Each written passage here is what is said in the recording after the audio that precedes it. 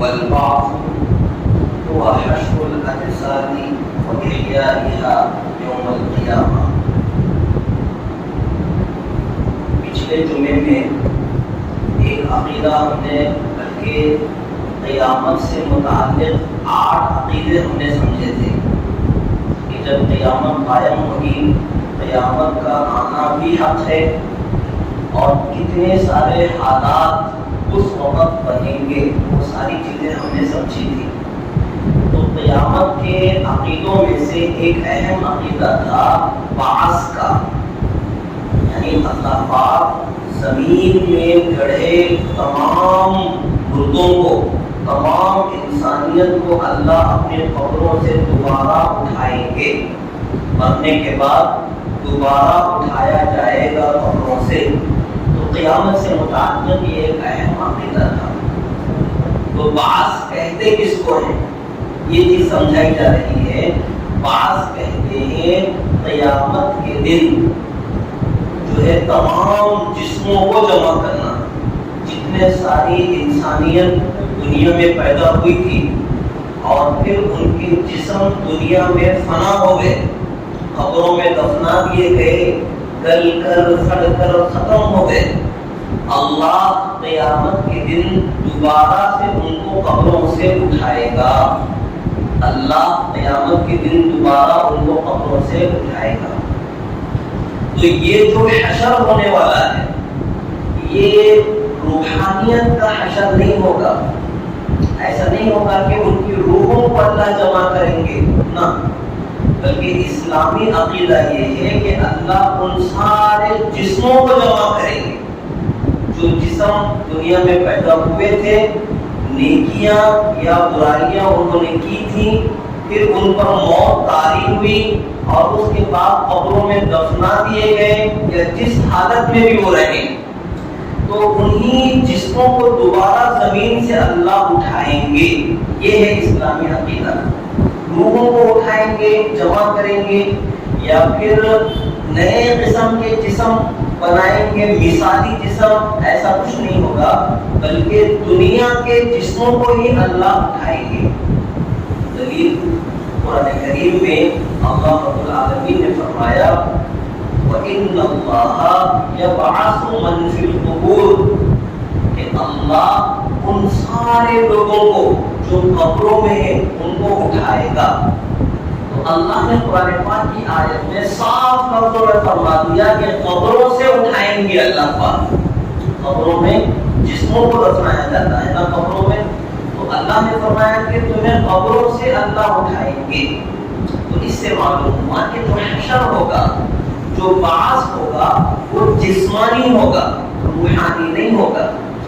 اسی طرح سورہ بنی اسرائیل میں اللہ نے فرمایا کہ یہ کافر اور مشرک لوگ یہ کہتے ہیں وَقَالُوا أَإِذَا كُنَّا عِظَامًا وَرُفَاتًا أَإِنَّا لَمَبْعُوثُونَ خَلْقًا جَدِيدًا، کہ کیا جب ہم ہڈیاں بوسیدہ ہو جائیں گی ہماری، بلکہ چورا چورا ہو جائیں گی قبروں میں، تو کیا پھر ہمیں دوبارہ نئے سے زندہ کیا جائے گا، دوبارہ سے ہمیں پیدا کیا جائے گا.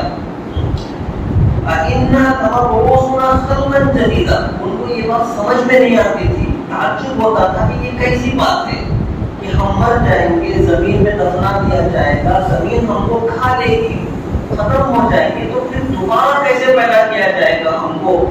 تو ان مشرکین کو یہ بات ہضم نہیں ہوتی تھی، سمجھ میں نہیں آتی تھی. تو اللہ نے فرمایا قل، اے نبی آپ ان سے کہہ دیجیے کونوا حجارۃ او حدیدا، کہ تم پتھر بن جاؤ یا لوہا بن جاؤ، او خلقا مما یکبر فی صدورکم، یا کوئی ایسی مخلوق بن جاؤ جس کا دوبارہ واپس اپنی اصلی حالت پر لوٹنا تمہارے دلوں میں ناممکن ہو، کہ یہ چیز نہیں بدلے گی، تمہارے دلوں میں کوئی ایسی مخلوق اگر ہو تو وہ مخلوق تو بن جاؤ، تب بھی تمہیں دوبارہ اٹھایا جائے گا، دوبارہ تم کو واپس پیدا کیا جائے گا۔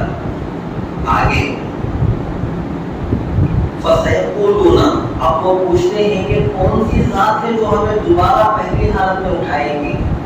اللہ نے فرمایا قُلِ الَّذِي فَطَرَكُمْ أَوَّلَ مَرَّةٍ، اے نبی آپ ان لوگوں سے کہہ دیجئے جس رب نے تم کو پہلی مرتبہ پیدا کیا وہی رب تمہیں دوبارہ پیدا کرے گا۔ جس اللہ نے تم کو پہلی مرتبہ پیدا کیا وہی اللہ تم کو دوبارہ سے پیدا کرے گا، قبروں سے اٹھائے گا۔ اب آدمی اپنی پہلی حالت کو دیکھ لے کہ ہم کہاں تھے، ہم میں سے ہر ایک اپنی عمروں سے پہلے جائے اور سوچے کہ ہم کہاں تھے۔ اللہ نے کس طرح سے ہم کو دنیا میں وجود بخشا، ہم موجود نہیں تھے دنیا کے اندر، اللہ نے ہمیں اپنی قدرت سے اپنی طاقت سے اللہ نے اتنے خوبصورت چہرے سے جسم کے ساتھ اللہ نے دنیا میں ہم کو پیدا کیا ہے۔ تو جو ذات بغیر نمونے کے بغیر سیمپل کے پہلی مرتبہ پیدا کرنے کی طاقت رکھتی ہے، تو اب تو ہمارا سیمپل موجود ہے، اب جب ہم مر جائیں گے تو دوبارہ سے ہم کو پیدا کرنا یہ تو اور بھی آسان کام ہے اللہ کے لیے۔ اللہ کی ذات تو اتنی بڑی ہے کہ پہلی مرتبہ کسی چیز کو پیدا کرنا یہ بھی اللہ کے لیے بڑا آسان کام ہے۔ اللہ کی شان تو کن فیکون کی مالک ہے اللہ کی ذات، کہ اللہ جس کے بارے میں بھی چاہتے ہیں حکم فرماتے ہیں ہو جا تو وہ چیز ہو جاتی ہے۔ تو اللہ کے لیے تو پہلی مرتبہ میں بھی کسی چیز کو پیدا کرنا بڑا آسان کام ہے، تو پھر دوسری مرتبہ کسی چیز کو پیدا کرنا تو یہ انسانوں کے لیے جب آسان کام ہو سکتا ہے تو اللہ کے لیے مشکل کیسے ہو سکتا ہے یہ کام؟ دنیا میں انسان کسی چیز کو بناتا ہے تو ایک مرتبہ وہ بنا لے اس چیز کو تو پھر دوبارہ بنانا اس کے لیے بہت آسان کام ہوتا ہے۔ ایکسپیریمنٹ مشکل ہوتا ہے، بعد میں ایکسپیرینس کا جب مرحلہ ہوتا ہے تو بندے کے لیے آسان کام ہو جاتا ہے۔ تو دنیا میں دوبارہ کسی چیز کو پیدا کرنا یہ تو بندوں کے لیے بھی آسان کام ہے، تو اللہ جو اتنی قدرتوں کا مالک ہے وہ انسانوں کو دوبارہ پیدا کرنے کی بات فرما رہا ہے قرآن پاک میں، تو اس میں ناممکن بات کیا ہو سکتی ہے؟ اس میں ایسی کون سی بات ہو سکتی ہے جو ہمیں سمجھ میں نہ آتی ہو؟ اس کے علاوہ قرآن پاک میں بہت سی دلیلیں ہیں کہ قیامت کے دن جو اللہ انسانوں کو جمع فرمائیں گے یہ دنیا کے جسموں کے ساتھ جمع فرمائیں گے اللہ، روحانی بعث اور حشر نہیں ہوگا، انسانی جسموں والا حشر ہوگا۔ آگے کا عقیدہ والجنت والنار مخلوقتان، جنت اور جہنم، جنت اور جہنم یہ دونوں اللہ کی مخلوق ہیں، اللہ نے بنایا ہے، اللہ کے بنانے سے بنی ہے۔ لا یفنیان ابدا، وہ کبھی فنا نہیں ہوں گی، ولا یبیدانی، کبھی ختم نہیں ہوں گی۔ اللہ نے جنت اور جہنم کو پیدا فرمایا ہے، اللہ چاہیں گے تو ان کو ختم بھی کر سکتے ہیں، اللہ کی قدرت میں طاقت میں یہ بات ہے، لیکن اللہ نے فیصلہ فرمایا ہے کہ اللہ ان کو ختم نہیں کریں گے۔ اللہ چاہیں گے تو ختم کر سکتے ہیں، لیکن اللہ جنت اور جہنم کو ختم نہیں فرمائیں گے، فنا نہیں کریں گے۔ اسی لیے تو قرآن پاک میں نیک لوگوں کا جو انجام بیان کیا گیا ہے، جگہ جگہ پر قرآن کہتا ہے جنات تجری من تحتها الانہار خالدین فیہا ابدا، کہ نیک لوگ ایسے باغوں میں ایسی جنت میں رہیں گے جن کے نیچے سے نہریں بہتی ہوں گی اور وہ اس میں ہمیشہ ہمیشہ رہیں گے، خالدین فیہا ابدا، نہ وہاں موت آنی ہے نہ وہاں سے نکالے جائیں گے۔ تو یہ عقیدہ ہے جنت اور جہنم کے بارے میں۔ تو اللہ نے جنت اور جہنم کو پیدا فرمایا ہے۔ کب پیدا فرمایا؟ وَإِنَّ اللَّهَ تَعَالَى خَلَقَ الْجَنَّةَ وَالنَّارَ قَبْلَ الْخَلْقِ، اللہ نے جنت اور جہنم کو دیگر مخلوقات کو پیدا کرنے سے پہلے پیدا فرمایا. انسانوں کو پیدا کرنے سے پہلے اللہ نے جنت اور جہنم کو پیدا فرما دیا. قرآن کریم کیا کہتا ہے کہ جب اللہ نے حضرت آدم علیہ السلام کو پیدا فرمایا تو حضرت آدم علیہ السلام کو رہنے کے لیے کہاں رکھا تھا؟ اللہ نے جنت میں اللہ نے رکھا تھا. قرآن کہتا ہے یا آدم اسکن انت وزوجک الجنۃ وکلا منہا رغدا حیث شئتما. اے آدم آپ اور آپ کی اہلیہ جنت میں رہیے، جہاں سے چاہے کھائے پیئے. تو اللہ نے حضرت آدم کو جنت میں رکھا بنانے کے بعد معلوم ہوا کہ جنت کو اللہ نے پہلے بنایا. جنت اور جہنم کی پیدائش پہلے ہوئی ہے، دیگر مخلوقات کی پیدائش بعد میں اللہ نے فرمائی ہے. یہ اسلامی عقیدہ ہے. وَإِنَّ اللَّهَ تَعَالَى خَلَقَ الْجَنَّةَ وَالنَّارَ قَبْلَ الْخَلْقِ. اللہ نے جنت اور جہنم کو دیگر مخلوقات کو پیدا کرنے سے پہلے پیدا کیا. وَخَلَقَ لَهُمَا أَهْلًا. اور یہاں رہنے والوں کو اللہ نے پیدا کیا. اس کے بعد جو لوگ جنت میں یا جہنم میں رہیں گے اللہ نے ان کو پیدا فرمایا. یعنی سارے انسانوں کو اللہ نے پیدا فرمایا دنیا میں. فَمَنْ شَاءَ مِنْهُمْ لِلْجَنَّةِ فَضْلًا مِنْهُمْ. پھر اللہ ان انسانوں میں سے جس کو چاہتے ہیں اپنے فضل سے جنت میں داخلہ عطا فرماتے ہیں. جس کو چاہیں گے جنت میں داخل فرمائیں گے. وَمَنْ شَاءَ مِنْهُمْ لِلنَّارِ عَدْلًا مِنْهُ. اور جس کو چاہیں گے اللہ جہنم میں داخل کر دیں گے. یہ اللہ کا قانون ہوگا. یہ اللہ کا پیچھے یہ باتیں آ چکی ہیں ہمارے سامنے کہ ایک ہے اللہ کا فضل، ایک ہے اللہ کا عدل. اللہ کا فضل یہ ہے کہ اللہ اپنی مہربانی سے بندے کو معاف کر دے کہ جا تیرے 100 خون معاف جنت میں چلا جا. یہ اللہ کی شان مالکیت ہے. جس کو چاہے اپنی طاقت سے اللہ معاف فرماتے. اللہ مالک ہے قیامت کے دن. اور جس کو چاہیں گے اپنے جو قانون اللہ نے بنایا ہے کہ گنہگاروں کو ان کے گناہوں کا پورا پورا بدلہ ملے گا. یہ قانون اللہ نے بنایا ہے. تو اللہ اپنے انصاف کے قانون کے مطابق جس کو چاہیں گے سزا دیں گے، جہنم پہ ڈالیں گے. تو اللہ اپنے فضل سے اور اپنے عدل سے جس کو چاہیں گے جنت میں داخل فرمائیں گے، جس کو چاہیں گے جہنم میں داخل فرمائیں گے. وَكُلٌّ يَعْمَلُ لِمَا خُلِقَ مِنْهُ. اور ہر شخص وہ اعمال کر رہا ہے جس کے لیے اس کو فارغ کر دیا گیا ہے. وَصَارَ إِلَىٰ مَا خُلِقَ لَهُ. اور اس راستے پر چل رہا ہے جس کے لیے اس کو پیدا کیا گیا ہے. جو بندہ جس کام کے لیے پیدا کیا گیا ہے وہ وہی کام کر رہا ہے. وَالْخَيْرُ وَالشَّرُّ مُقَدَّرَانِ عَلَى الْعِبَادِ. خیر اور شر بندوں کے حصے میں لکھ دیے گئے. خیر اور شر بندوں کی تقدیر میں لکھ دی گئی ہے. دیکھیں دنیا میں اللہ کے جو فیصلے ہم بندوں کی مرضی اور چاہت کے مطابق ہوتے ہیں وہ ہمارے حق میں خیر ہیں. ان کو ہم تقدیر خیر کہتے ہیں. ہم نے جیسا چاہا ویسا ہو گیا. تو اللہ کے جو فیصلے ہماری خواہش کے مطابق ہم کو ملیں گے ان کو ہم کہیں گے کہ یہ تقدیر خیر ہے. اور اللہ کے جو فیصلے ہماری مرضی کے مطابق نہیں ہوں گے، ہماری مرضی کے خلاف ہوں گے، ان کو ہم کیا کہیں گے؟ تقدیر شر ہے. ویسے تو اللہ کے اعتبار سے ہر چیز خیر ہی خیر ہے، لیکن ہماری چاہتیں ہوتی ہیں نا. کبھی کوئی چیز ہمارے لیے جو ہے ہم یہ چاہتے ہیں کہ ایسا ہو جائے لیکن وہ کام ہمارا نہیں ہو پاتا. ہم چاہتے ہیں کہ فلاں نوکری مجھ کو مل جائے لیکن وہ نوکری ہم کو نہیں ملتی. فلاں بزنس میں کرو اور اس میں ٹاپر بن جاؤں، ہماری خواہش ہوتی ہے لیکن ایسا ہو نہیں پاتا. تو جو فیصلہ اللہ کا ہماری خواہش کے مطابق ہو جائے تو وہ ہمارے لیے تقدیر خیر ہے، خیر کی تقدیر ہے. اور اللہ کا جو فیصلہ ہماری خواہش کے مطابق نہ ہو، خلاف ہو ہماری خواہش کے، تو اس کو ہم کیا سمجھتے ہیں؟ تقدیر شر ہے. اسی کو کہا جاتا ہے خیر بھی اللہ کی طرف سے ہے، شر بھی اللہ کی طرف سے. خیر بھی اللہ کی طرف سے ہے، شر بھی اللہ کی طرف سے ہے. بندے کے ذمہ یہ بات ہے کہ اگر کوئی خیر اس کو پہنچ جائے اللہ کی طرف سے تو اس پر اللہ کا شکر ادا کرنا چاہیے. اور اگر اگر کوئی شر اس کو پہنچ جاتا ہے تو بندے کے لیے یہ بات ہے کہ اسے صبر کرنا چاہیے. تو نعمت پر شکر ہو اور کوئی نقصان اگر بندے کو پہنچ جائے تو اس پر صبر ہو. یہ ہے شان عبدیت.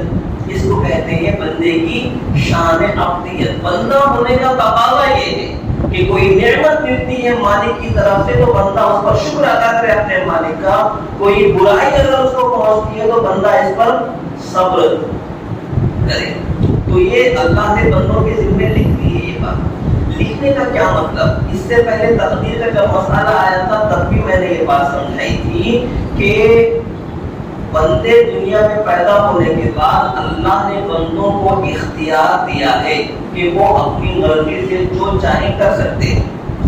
آپ چاہیں یا میں چاہوں تو ہم مسجد کو نماز کے وقت میں مسجد آ سکتے ہیں. اگر ہم نہ چاہیں کہ مسجد نہیں جانا ہے میرے کو تو میں نہیں آؤں گا مسجد کو. تو اپنے اختیار سے اپنے ارادے سے ہم جو چاہیں کر سکتے ہیں. اللہ نے دنیا میں بندوں کو ارادہ اور اختیار دیا ہے. بندہ اپنے ارادے اور اختیار سے چاہتا ہے تو نیک کام کرتا ہے, چاہتا ہے تو برائی کا کام کرتا ہے.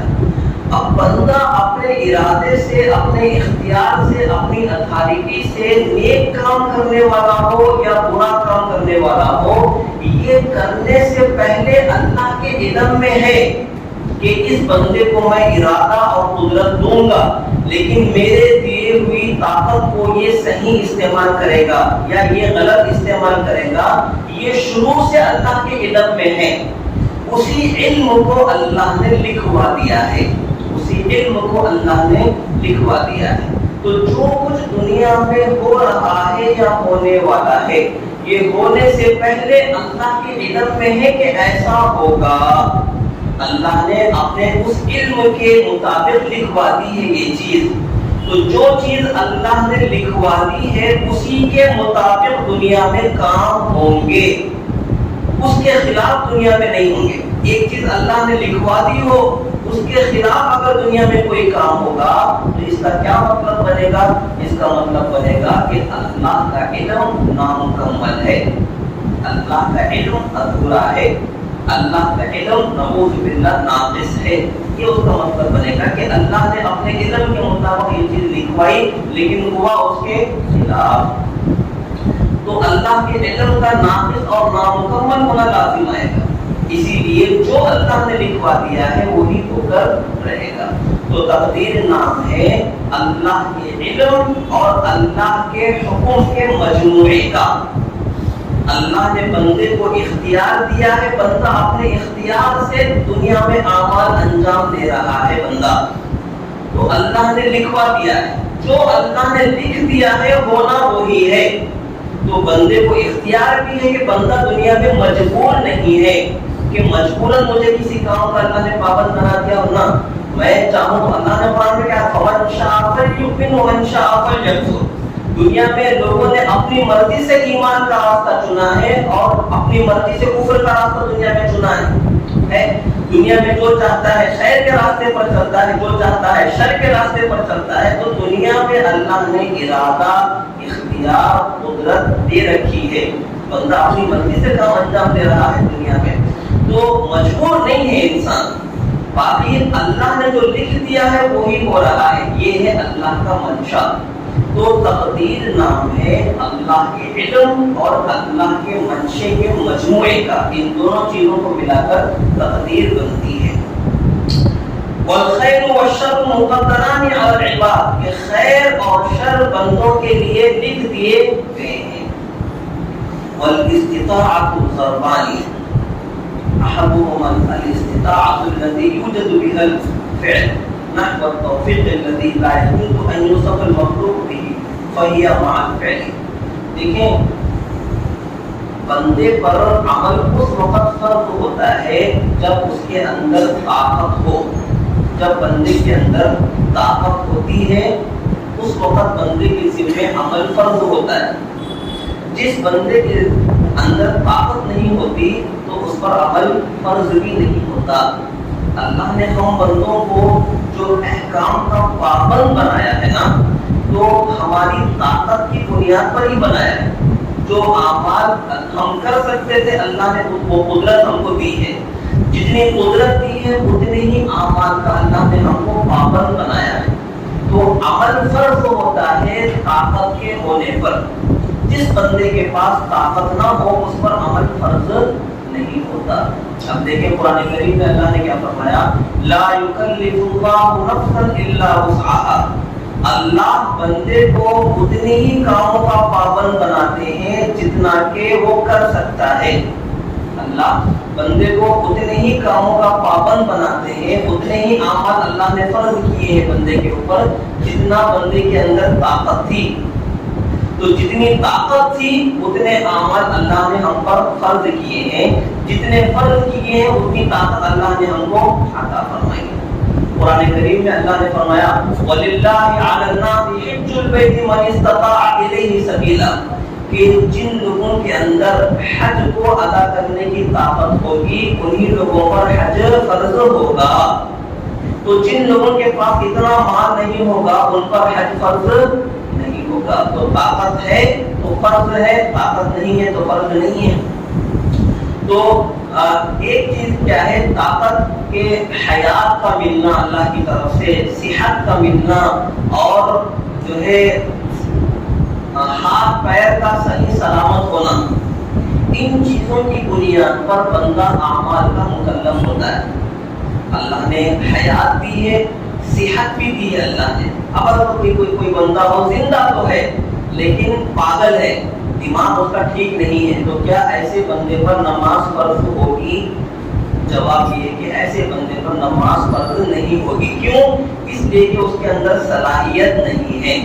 وہ زندہ تو ہے لیکن صحت اس کے پاس موجود نہیں ہے. ہاتھ پیر بھی اس کے ٹھیک ہے لیکن عقل اس کی سلامت نہیں ہے. ایسے کوئی بندہ ہو کہ اتنا بیمار ہو کہ آخری وقت میں ہے کہ بالکل وہ اپنے قابو میں ہی نہیں ہے یا پھر کوما میں ہے, تو کیا ایسے بندے پر نماز فرض ہوگی؟ جواب ہے کہ نہ نماز فرض ہوگی نہ روزہ فرض ہوگا اس کے اوپر. کیوں؟ اس لیے کہ اس کے جسم میں صلاحیت نہیں ہے.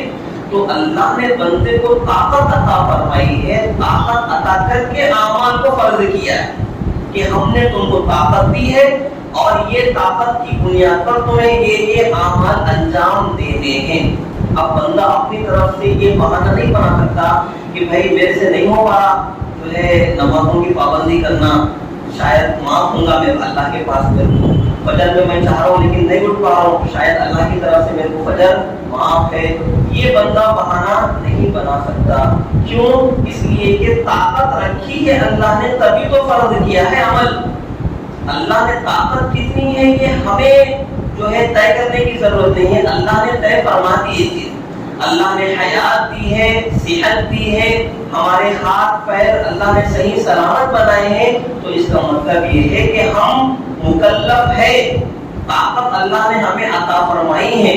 اس طاقت سے جتنے اعمال ہم کر سکتے تھے اتنے اعمال کا اللہ نے حکم دیا ہے. اس کے باوجود اگر ہم کوتاہی کر رہے ہیں اعمال کو کرنے میں, فرائض کو ادا کرنے میں, تو پھر یہ ہماری اپنی کمزوری ہے اور غلط راستے پر ہم گویا چل رہے ہیں. تو خلاصہ یہ ہے کہ اللہ نے عمل فرض اس وقت ہوتا ہے جب بندے کے اندر طاقت ہو. طاقت ہوگی عمل فرض ہوگا, طاقت نہیں ہوگی عمل فرض نہیں ہوگا. اسی کو اللہ نے قرآن پاک میں فرمایا لا یکلف اللہ نفسا الا وسعها, کہ اللہ بندوں کو اتنا ہی اعمال کا پابند بنائے ہیں جتنی اللہ نے ان کو طاقت عطا فرمائی ہے. باقی تفصیلات انشاءاللہ تعالی اگلے جمعہ ہمارے سامنے آئے گی. اللہ پاک ہم سب کو اسلامی عقائد کو سمجھنے اور عمل کرنے کی توفیق عطا فرمائے.